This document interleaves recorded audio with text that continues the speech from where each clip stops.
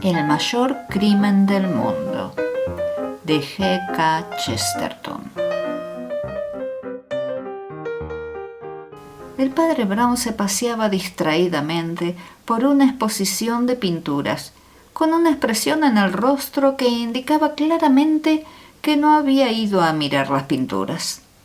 La verdad era que no quería mirarlas, no porque no le gustasen ni porque esas manifestaciones del arte moderno fueran inmorales o poco convenientes, sino porque pensaba que debía poseer un temperamento bastante inflamable el que se viese impulsado a la exaltación por la serie de espirales interrumpidas, conos invertidos y cilindros rotos con que el arte del futuro esperaba inspirar o amenazar a la humanidad.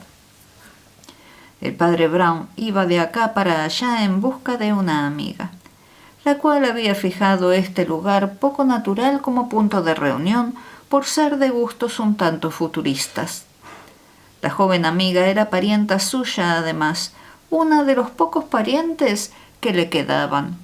Su nombre, Elizabeth Fane, estaba simplificado en Betty y era hija de una hermana casada con un terrateniente empobrecido. Pero como éste hubiese fallecido igualmente pobre, el padre Brown se hallaba frente a ella en la posición de protector y sacerdote, guardián y tío a la vez. Entretanto iba mirando a los grupos sin descubrir el cabello castaño y rostro franco de su sobrina. Se apercibió de algunos conocidos y de otros a quienes no conocía, entre los cuales había algunos a quienes no deseaba conocer ni por casualidad.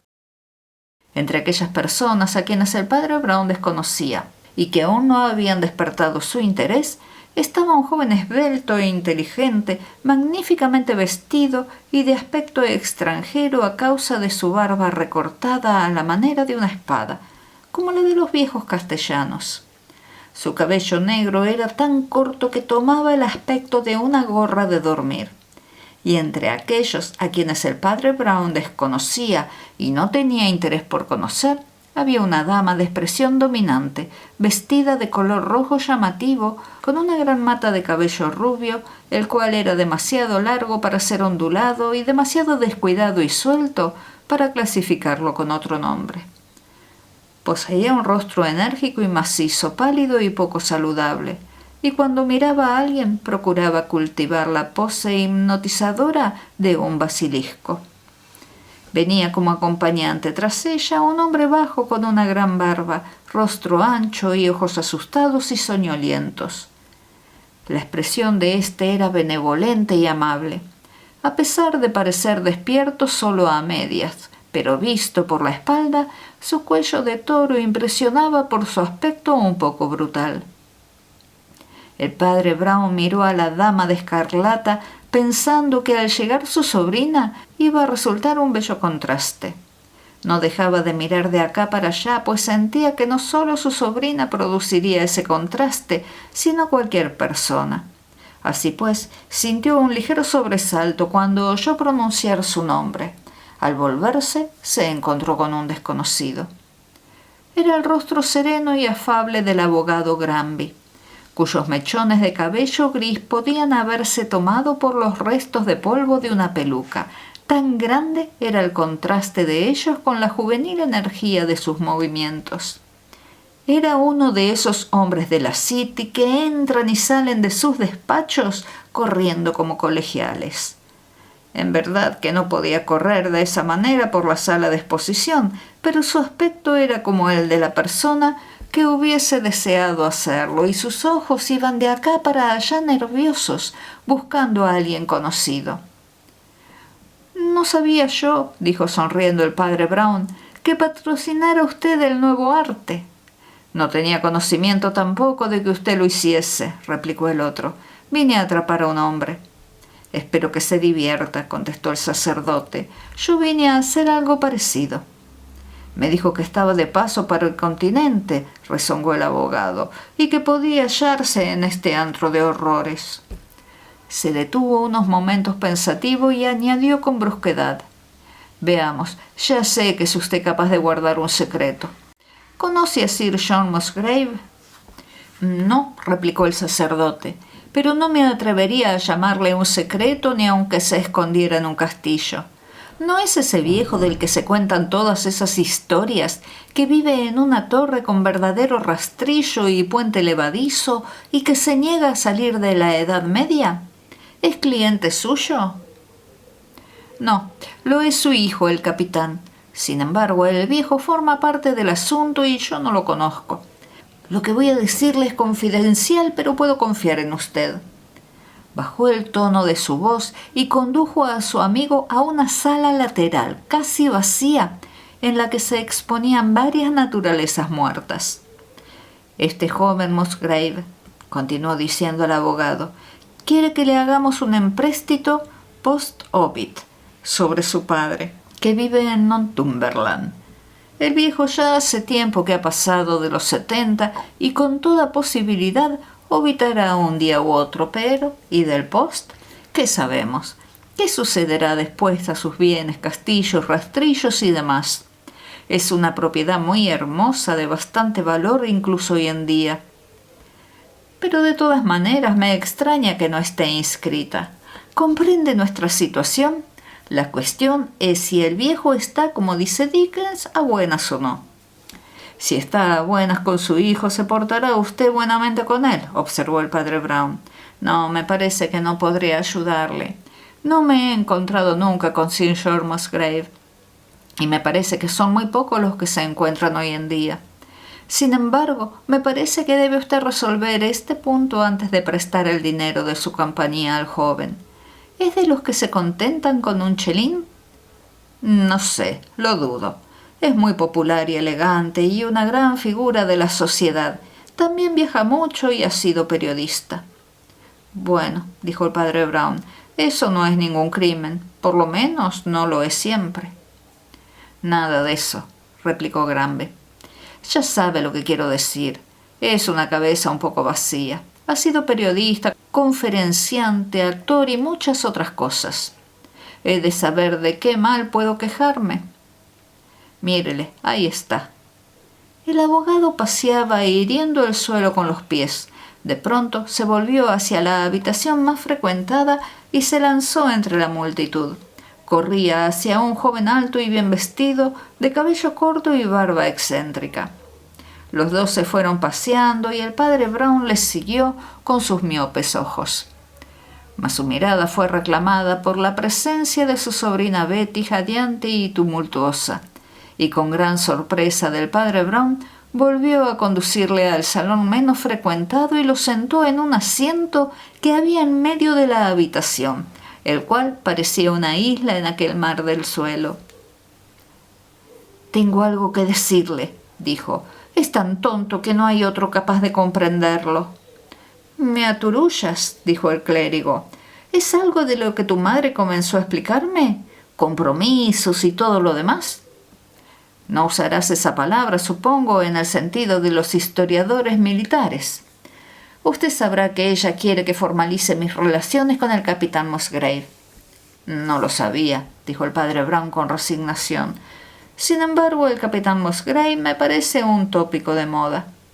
Nosotros somos muy pobres, claro está, continuó ella, y no sirve para nada decir que el dinero no cuenta. ¿Quieres casarte con él?, preguntó su tío mirándola con los ojos medio cerrados. Ella arrugó el entrecejo mirando al suelo y contestó en un tono más bajo. Me lo suponía, por lo menos creo que me lo suponía, pero acabo de sufrir un desengaño. Cuéntamelo. Le he oído reír, dijo. Es una excelente virtud social. No comprende usted, dijo la muchacha. No era en absoluto social. Eso es justamente el punto. No era sociable. Se detuvo un momento y continuó con firmeza. Llegué bastante temprano y lo vi sentado en medio de la sala donde se encuentran las pinturas nuevas, que por aquel entonces estaba muy poco concurrida. No tenía idea de mi presencia ni de la de nadie más. Estaba allí solo y se puso a reír. No es ninguna maravilla, dijo el padre Brown. Yo no soy ningún crítico de arte, pero una ojeada de conjunto a todos estos cuadros. «Oh, no quiere entenderme», replicó ella casi enfadada. «No es nada de eso. No miraba los cuadros. Sus ojos estaban clavados en el techo, pero su mirada parecía dirigirse hacia su interior y se echó a reír de una manera que me heló la sangre». El sacerdote se había levantado y paseaba por la estancia con las manos en la espalda. «No debes precipitarte a tomar una decisión en estos casos», comenzó. «Hay dos clases de hombres, pero no podemos entrar en discusiones porque aquí lo tenemos». El capitán Musgrave entró con paso ligero en la habitación y la abarcó con una sonrisa. Granby, el abogado, iba en pos de él y en su rostro de hombre de leyes se dibujaba un gesto de alivio. «Debo rectificar todo lo dicho con respecto al capitán», dijo mientras iba con el sacerdote hacia la puerta. «Es un muchacho sensato y comprende mi objeción. Él mismo me preguntó que por qué no iba a ver a su anciano padre. Podría oír de labios del viejo cómo quedaba eso de la herencia. No podía ser más franco, ¿verdad? Pero está tan ansioso de arreglar el asunto que se ofreció a llevarme en su propio coche a Musgrave's Moss. Este es el nombre de la propiedad. Le dije que ya que era tan amable podíamos ir juntos. Íbamos a salir mañana por la mañana». Mientras hablaban, Betty y el capitán entraron juntos por el marco de la puerta, creando con ayuda de éste un cuadro que muchas personas lo prefieren a los cilindros. Fuesen cuales fuesen sus otras afinidades, ambos eran muy bellos, y el abogado se sintió movido a resaltar este hecho cuando se deshizo bruscamente el encanto del cuadro. El capitán James Musgrave volvió la vista hacia la sala principal y su mirada risueña y triunfante debió ver algo que le hizo cambiar de pies a cabeza. El padre Brown miró en derredor suyo como impulsado por el presentimiento, apercibiéndose entonces del rostro cabizbajo y lívido de la enorme mujer de cabello rojo, asomado bajo la masa leonina de sus cabellos. Su actitud más frecuente era la de estar un poco agachada, semejante a la del toro que va a embestir, y la expresión de su rostro pálido y pastoso era tan inexpresiva e hipnotizante que escasamente se apercibieron del hombre de la larga barba. Musgrave avanzó hacia ella de la misma manera que lo hubiese hecho una figura de cera maravillosamente bien vestida si se le hubiese dado cuerda para andar. Dijo algunas palabras imperceptibles. Ella no contestó, pero se volvieron todos juntos dirigiéndose, como en una discusión, hacia el extremo de la sala. El hombrecillo del cuello de toro y larga barba cerraba la marcha, sugiriendo la imagen de un paje enano. «Dios nos valga», exclamó el padre Brown, frunciendo el ceño hacia ellos. «¿Quién es esa mujer, cielo santo?» «Ningún compinche mío. Soy feliz al asegurárselo», replicó Granby con ligereza. «Da la impresión de que un poco de flirteo con ella haya de acabar mal». «No me parece que flirtee», dijo el padre Brown. Mientras hablaban del grupo que bajaba por la galería, éste se deshizo y el capitán regresó con paso rápido. «Ya estoy aquí», dijo con naturalidad, aunque sus interlocutores creyeron notar que había mudado de color. «Lo siento mucho, señor Granby, pero veo que mañana no podré acompañarle. De todos modos, tome usted el coche. Hágame ese obsequio. No voy a necesitarlo. Me he de quedar en Londres unos días. Llévese a su amigo si quiere». «Si el capitán es tan amable», dijo el sacerdote con gravedad, «podría explicarle que tengo algún punto en común con el informe que va a tomar el señor Granby y que sería para mí un gran alivio cerciorarme a ese respecto». Lo cual dio motivo a que un coche elegante y un chofer igualmente elegante se lanzara el otro día hacia el norte en pos de las llanuras del Yorkshire, llevando un pasajero discordante, un sacerdote que más acostumbraba a marchar por sus propios pies que en las ruedas de los demás. Hicieron alto de muy buen grado en su viaje en uno de los anchos valles del West Riding. Comieron y durmieron en una cómoda posada. Continuaron el siguiente día por la carretera costera de Northumbria. hasta alcanzar esa región que es una masa de dunas y de exuberantes praderas marítimas, en cuyo corazón se levantaba el castillo limítrofe que, permaneciendo tan solitario, había sabido guardar el secreto de las antiguas guerras fronterizas. Por fin dieron con él, siguiendo un camino que se deslizaba junto a un brazo de mar que se vertía dentro de un rudo canal, el cual iba a parar al fondo del castillo. Ese castillo era un verdadero castillo de planta cuadrada, almenado como todos los castillos que construyeron los normandos desde la Galia a los grampianos. Resultó verdad que poseía un puente levadizo y rastrillo, y tomaron buena nota de ello por un accidente que retrasó su entrada. Avanzaron por entre la larga hierba y cardos hasta el margen del foso, que corría cual una cinta negra con hojas marchitas y espuma por encima, igual que bonita incrustada de oro. Solo a unas 2 varas de ellos se hallaba el otro margen y las viejas piedras de la entrada.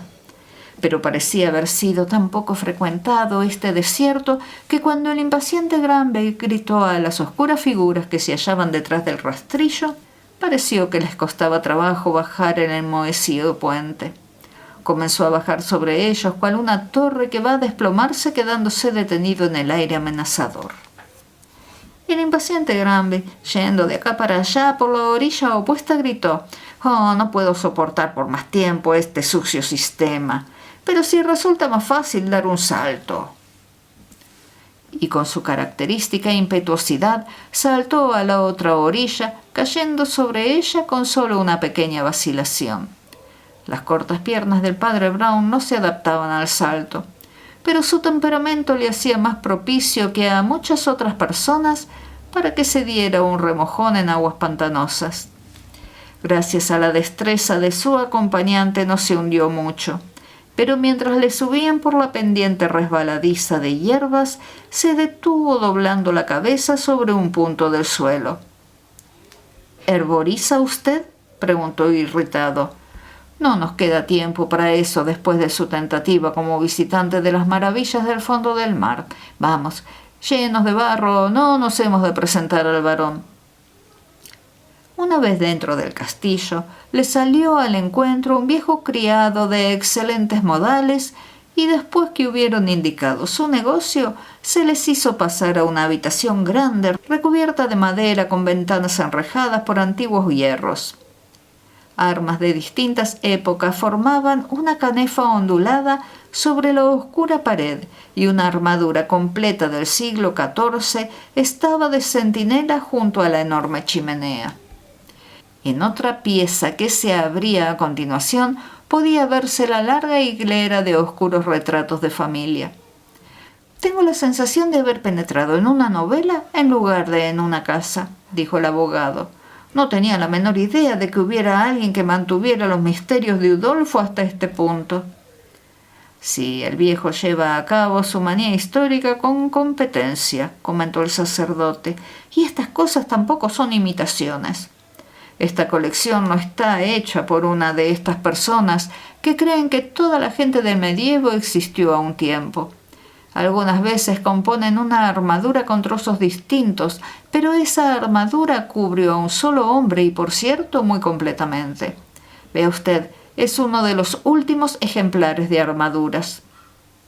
«Me parece que es un señor muy lento en las cosas», dijo Granby enojado. «Nos está haciendo esperar mucho». «Las cosas aquí suceden despacio», dijo el padre Brown. «Me parece que es una gran cortesía por su parte recibir a 2 personas totalmente desconocidas que vienen a informarse sobre asuntos tan personales». Y verdaderamente, cuando el dueño de la casa compareció, no tuvieron razón para lamentarse de su acogida. Se percataron de que hay algo ingénito en las casas con una tradición de buenos modales y porte, y que prevalecen dignamente aún en esa adusta soledad, y después de todos esos años de campo y de ocio. El varón no pareció ni sorprendido ni embarazado por la extraña visita. Sospechaban ellos que no había recibido ninguna desde un 1/4 de siglo para acá. Sin embargo, se comportó como si no hiciera otra cosa que saludar duquesas todos los días. Tampoco se mostró arisco ni impaciente al aludir ellos al objeto de su visita. Tras de un poco de reflexión, pareció darse cuenta del móvil de su curiosidad, justificándolo por las circunstancias. Era un hombre viejo, de mirada viva, delgado. Sus cejas eran negras y aunque su cabello cuidadosamente rizado era una peluca, había tenido el buen gusto de ponerse una peluca de viejo. Por lo que usted se refiere, dijo, la respuesta es muy sencilla.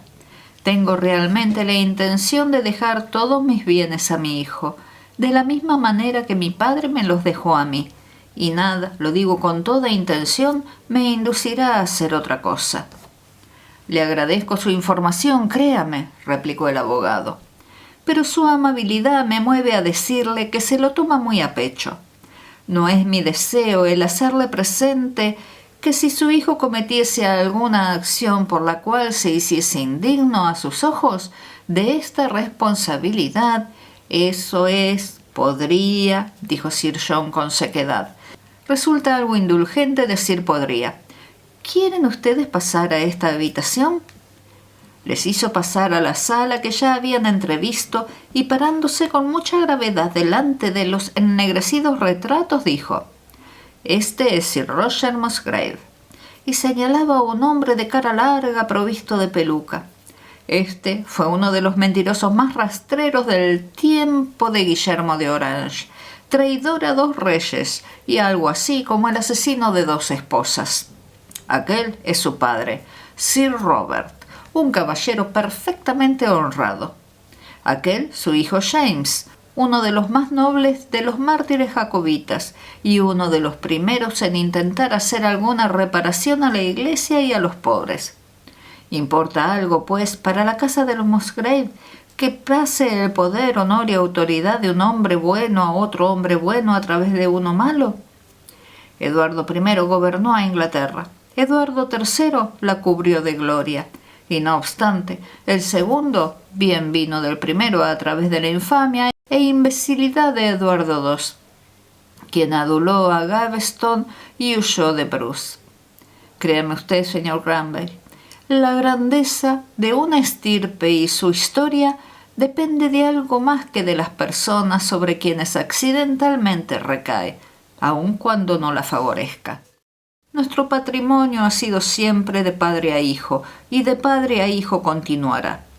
Pueden estar seguros, caballeros, y pueden asegurarle a mi hijo que no dejaré mi dinero a un asilo para gatos sin hogar. Musgrave lo dejará a otro Musgrave hasta que los cielos se hundan.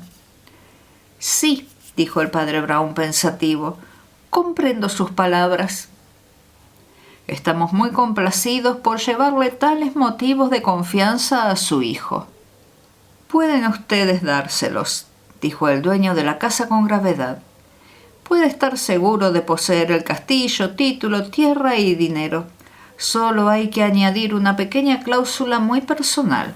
Bajo ningún pretexto, mientras viva, quiero hablar con él. El abogado permaneció en su actitud respetuosa, pero se quedó mirándole atónito. ¿Pero qué ha hecho?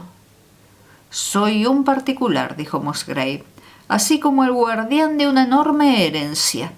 Mi hijo hizo algo tan terrible que dejó de existir para mí, no ya como un caballero, sino como ser humano.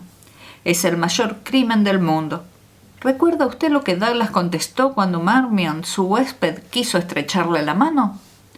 Sí, contestó el padre Brown. Mis castillos son únicamente de mi rey, desde las torres a los cimientos. La mano de Douglas es solamente de él. Con estas palabras se volvió hacia la otra habitación a la que condujo a sus atónitos huéspedes. Espero que aceptarán algún refresco, añadió con voz inalterable. Si no saben dónde ir o qué hacer, les ofrezco mi hospitalidad con gusto. Gracias, Sir John, dijo el sacerdote con voz apagada. Será mejor que nos retiremos. Haré que bajen el puente, replicó su anfitrión. A los pocos pocos segundos el crujir del enorme y anticuado artefacto llenó el castillo con un ruido semejante al de los molinos en movimiento. Enmohecido como estaba, esta vez rindió buen resultado y se hallaron de nuevo sobre la ribera fresca del otro lado del foso. Un escalofrío recorrió el cuerpo de Granby. «¿Qué demonio fue lo que hizo su hijo?», exclamó. El padre Brown no contestó, pero cuando llegaron en el coche a un pueblecito cercano llamado Greystones y se detuvieron en la posada de las 7 Estrellas, entonces fue cuando el abogado supo que el padre Brown no tenía intención de ir mucho más lejos. En otras palabras, que se proponía quedarse allí. «No puedo decidirme a dejar la cosa así», dijo pensativo. «Mandaremos el coche, pero usted naturalmente querrá irse con él. Usted ya tiene la respuesta deseada, que solo estriba en conocer la solidez de los bienes futuros de Musgrave. Pero yo no tengo la respuesta, pues la mía comportaba saber si James es un marido digno de Betty. He de intentar descubrir si hizo alguna cosa realmente horrible o si solo son manías de viejo lunático». «Pero», interpuso el abogado, «si usted quiere saber algo acerca de él, ¿por qué no lo consulta?» «¿De qué valdría hacerlo?», replicó el otro.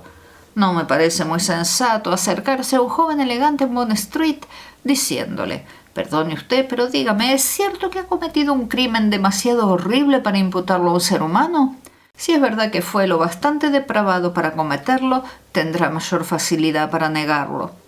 Ni tan solo sabemos qué clase de crimen fue. No, solo hay un hombre que lo sepa y quizá nos lo pueda decir en un momento de arrojo. Por ahora pienso quedarme junto a él». Esta fue la realidad. El padre Brown se quedó junto al excéntrico varón y se saludaron más de una vez con la mayor deferencia. El varón, a pesar de sus años, era buen andarín y estaba fuerte. Se le veía con frecuencia por las avenidas del pueblo. Sin ir más lejos, el día después de su llegada, el padre Brown salía de la posada hacia la plaza adoquinada con guijarros y vio su oscura y distinguida persona cruzar por delante de él hacia la oficina de correos. Iba vestido de negro, sin ninguna ostentación, y su largo rostro resultaba más impresionante a la luz del día. Con su cabello gris, sus cejas negras y su barbilla, recordaba un poco a Henry Irving o algún otro actor de fama. A pesar de sus cabellos grises, su cuerpo, así como su rostro, delataban su fuerza y llevaba el bastón más como un arma que como un objeto de apoyo. Saludó al sacerdote y no eludió a hablar del asunto que había sido tema de su conversación el día anterior. «Si continúa interesándose por mi hijo», dijo pronunciando la palabra con una absoluta indiferencia, «he de decirle que lo verá poco. Acaba de marcharse del país. Me parece que es como si dijera que ha huido de él». «Vaya», exclamó el padre Brown con gravedad. «Unas personas de las que jamás había oído hablar, llamadas Grunov, me han estado molestando sobre su paradero estos últimos días», dijo Sir John, «y acabo de mandarles un telegrama diciéndoles que cuanto sé es que vive en el poste restante de Riga. Incluso eso me ha causado un trastorno. Vine a hacerlo ayer, pero llegué 5 minutos después de cerrar la oficina de correos. ¿Se quedará usted algunos días? Espero tener el gusto de volver a verle por casa». Cuando el sacerdote explicó al abogado la pequeña entrevista sostenida con el viejo Musgrave en el pueblo, el abogado quedó desconcertado al propio tiempo que se interesaba más y más en el asunto. «¿Por qué ha huido el capitán?», preguntó. «¿Quiénes eran esos que le buscan? ¿Qué diantres son esos Grunov?» «De momento no lo sé», contestó el padre Brown. «Es posible que su misterioso crimen haya salido a la luz. Me atrevería a decir que hay quien le hace víctima de un chantaje. A la tercera pregunta que me ha hecho usted me atrevería a contestar: aquella espantosa mujerona de cabello amarillo se llama Madame Grunov y el hombrecillo que la sigue pasa por su marido». Al día siguiente el padre Brown entró un tanto apesadumbrado y dejó el paraguas como los peregrinos dejan su cayado. Estaba deprimido, pero no era sino ese humor que lo acompañaba tantas veces en sus investigaciones científicas.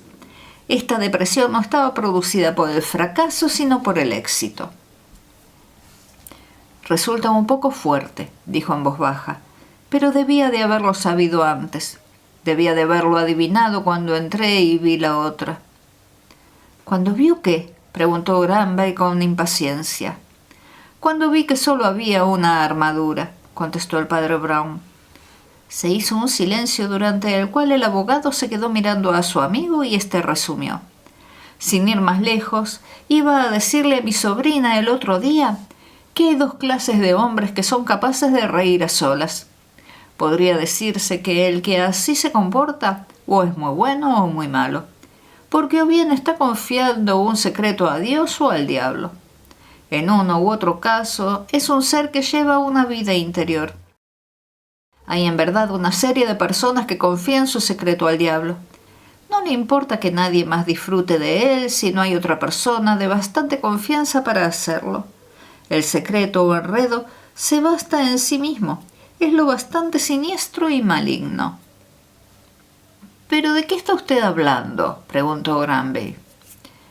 «¿De qué me habla usted? ¿A cuál de ellos se refiere? ¿Quién es esa persona que se ha asociado a Satanás para hacer una jugarreta?».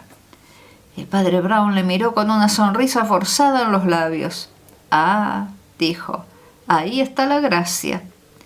Se hizo otro silencio, pero esta vez parecía llenar la estancia de opresión en lugar de dejarla vacía. Parecía posarse encima de ellos como una luz exterior, mortecina y cada vez más oscura. El padre Brown continuó hablando con voz pausada, sentado junto a la mesa y apoyándose de codos en ella.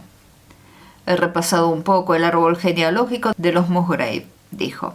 «Son personas fuertes y de larga vida, y pienso que de seguir su curso normal, ustedes deberían esperar todavía bastantes años a tener su dinero». «Estamos preparados para ello», contestó el abogado. «De todas formas no puede durar indefinidamente. El viejo casi ha llegado a los 80, a pesar de que va de acá para allá y la gente de la posada se ríe y dicen que creen que no morirá jamás». El padre Brown se levantó de un salto, con uno de esos movimientos rápidos y raros en él, permaneciendo con sus manos sobre la mesa, abalanzándose hacia adelante y mirando a su amigo a los ojos. «Eso es», dijo en voz baja pero excitado. «Ese es el único problema. Ese es el único problema material. ¿Cómo morirá? ¿Cómo diantres ha de morir?». «¿Pero qué quiere usted decir?», preguntó Granby. «Quiero decir», dijo el sacerdote desde el fondo de la oscura habitación, «que conozco el crimen que James Musgrave cometió». Su acento estaba impregnado de tal emoción que Granby no pudo evitar que un escalofrío le recorriera la espalda, y en voz baja se atrevió a proferir otra pregunta aún. «Sí, verdaderamente era el mayor crimen del mundo», replicó el padre Brown. «Por lo menos muchos pueblos y civilizaciones lo han tenido por tal.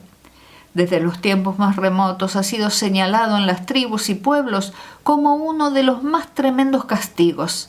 Sea como fuere, ahora sé lo que ha hecho Musgrave y por qué lo hizo». «¿Y qué hizo?», preguntó el abogado. «Mató a su padre», contestó el sacerdote. Ahora fue el abogado quien se levantó de su asiento y miró perplejo por encima de la mesa. «Pero si su padre está en el castillo», replicó en tono tajante. «Su padre está en el foso», dijo el sacerdote. «Y fui muy tonto en no detenerme a explicarme qué fue lo que me chocó de la armadura. ¿No recuerda usted la disposición de ese aposento? ¿No recuerda usted el esmero que se había puesto en la decoración? Había 2 hachas de guerra cruzadas a un lado de la chimenea, 2 al otro lado, un escudo redondo escocés a un lado, un escudo redondo escocés al otro, y una armadura completa guardaba a la derecha y había un espacio vacío a la izquierda. No hay nada que me haga creer que el hombre que arregló esa habitación con una simetría tan completa dejará ese hueco por solucionar. Con toda certeza debió de haber otra armadura. ¿Qué se ha hecho de ella? Se detuvo y continuó en un tono de voz más objetivo. Cuando se piensa en todos los detalles, resulta un buen plan para cometer un asesinato y solucionar el problema permanente del cadáver. El cuerpo podía permanecer dentro de la armadura mientras los criados iban y venían y el asesino esperaba la noche para bajarlo al foso, para cuya operación no tenía que cruzar el puente. Y qué oportunidad la suya. Tan pronto como el cuerpo estuviera descompuesto, no quedaría otra cosa que un esqueleto en una armadura del siglo XIV, cosa muy propia para hallarse en el foso de un castillo fronterizo. Era poco probable que nadie buscara algo allí, pero si lo hacían enseguida, eso sería lo único que encontrarían. Yo mismo tropecé con una prueba. Fue cuando usted dijo si buscaba una planta exótica, y una planta era, en más de un sentido, si me permite usted la broma. Vi las huellas dejadas por 2 pies, tan hundidas en el barro duro que pensé que debían de pertenecer a un hombre muy grueso o a alguien que llevaba algo muy pesado. Ah, de paso también hay un pequeño corolario a mi célebre salto gatuno. Me da vueltas la cabeza, dijo Granby, pero empiezo a comprender cómo se ha ido desarrollando esta pesadilla. ¿Qué hay de su salto? Hoy mismo, en la oficina de correos, acabo de confirmar por pura casualidad lo que el varón me dijo ayer, que había estado allí poco después de cerrar la oficina, o sea, no solo el mismo día que llegamos, sino a la misma hora. ¿No ve usted lo que esto significa? Quiere decir que estaba fuera cuando llamamos al castillo y que regresó durante nuestra espera, y por eso tuvimos que aguardar tanto tiempo. Al comprender esto me imaginé un cuadro que lo explica todo. ¿Y bien? ¿Qué es ello?, preguntó el otro con paciencia. Un viejo de 80 años puede andar, dijo el padre Brown. Un viejo puede llegar a andar muchísimo por las avenidas de un pueblo, pero un viejo no puede saltar. Por lo menos sería un saltador más desgraciado de lo que fui. Y si el varón entró mientras nosotros estábamos esperando, debió de hacerlo del mismo modo que nosotros lo hicimos, saltando el foso, puesto que el puente no fue bajado hasta más tarde. Llego a aventurar que fue él mismo quien lo descompuso para retener a visitantes indeseables, a juzgar por la rapidez con que se arregló luego. Pero esto no importa. Así pues, en el instante en que me imaginé la quimera de un hombre viejo, vestido de negro, cabello gris, saltando el foso, comprendí que no era el viejo, sino un joven disfrazado de viejo. Esta es toda la historia. ¿Quiere usted decir que este agradable joven, dijo Granby con dificultad, ha matado a su padre y que ha escondido el cuerpo primero dentro de la armadura y después en el foso y que acabó por disfrazarse y todo lo que siguió? Se parece mucho a él, dijo el sacerdote. Usted mismo podrá haber visto cuán grande era el parecido que corría de unos a otros. ¿Habla usted de disfraz? En cierto modo, el vestido de cada uno es un disfraz. El viejo se disfrazaba con una peluca y el joven con una barba exótica.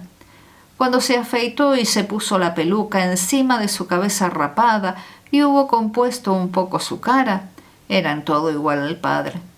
Ahora comprenderá con claridad el móvil de su interés porque tomara su propio coche a la mañana siguiente.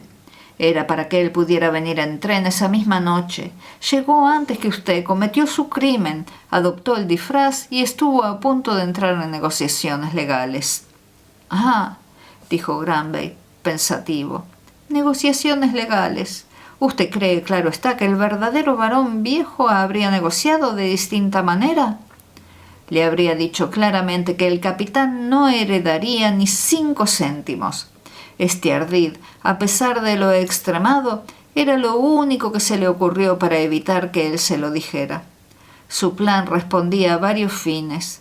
Esos amigos le pedían dinero por alguna villanía cometida, a buen seguro una traición durante la guerra. Se escapó de ellos por el grueso de un alfiler y les ha mandado hacia Riga en su busca. Pero lo más refinado fue esa teoría de reconocer a su hijo por heredero, pero no como un ser humano. ¿No ve usted que al tiempo que aseguraba el post-obit, contestaba de antemano a una de las dificultades que iban a surgir inmediatamente? Ah, ya veo varias dificultades, dijo Granby. ¿A cuál de ellas se refiere usted? Quiero decir que si el hijo no estaba desheredado, era un poco extraño que no se viera nunca con el padre. La suposición de haberlo repudiado en privado lo contesta. De manera que solo queda en pie una dificultad, que es la que debe de preocupar ahora al joven. ¿Cómo diantres ha de morir el viejo? Yo sé cómo debería morir, exclamó exasperado Granby. El padre Brown pareció desentenderse un poco de ello y continuó de una manera más abstraída. Hay aún algo más en todo este plan que es cosa más de su agrado, algo bueno más teórico. Le dio un desmesurado placer intelectual comunicarle, haciendo ver que era otro que había cometido un crimen, siendo cierto lo que decía. Esto es lo que quería decir cuando dije ironía infernal. Y por el secreto compartido con el diablo. ¿Quiere que le diga algo que se parece a lo que acostumbran a calificar de paradoja? A veces resulta un gozo poder decir la verdad en el mismo infierno, y sobre todo decirla de manera que todo el mundo la interprete mal. Por eso le gustó esa figuración de hacer ver que era otro y al mismo tiempo pintarse tan negro como era. Todo esto fue la causa de que mi sobrina le oyera reírse a solas en la sala de pinturas. Granby tuvo un sobresalto, como si un puñetazo le hubiera despertado súbitamente el sentido común. «Su sobrina», exclamó. «¿No quería su madre que se casara con Musgrave por dinero y linaje, no es verdad?» «Sí», dijo el padre Brown con sequedad. «Su madre se inclinaba por un matrimonio prudente».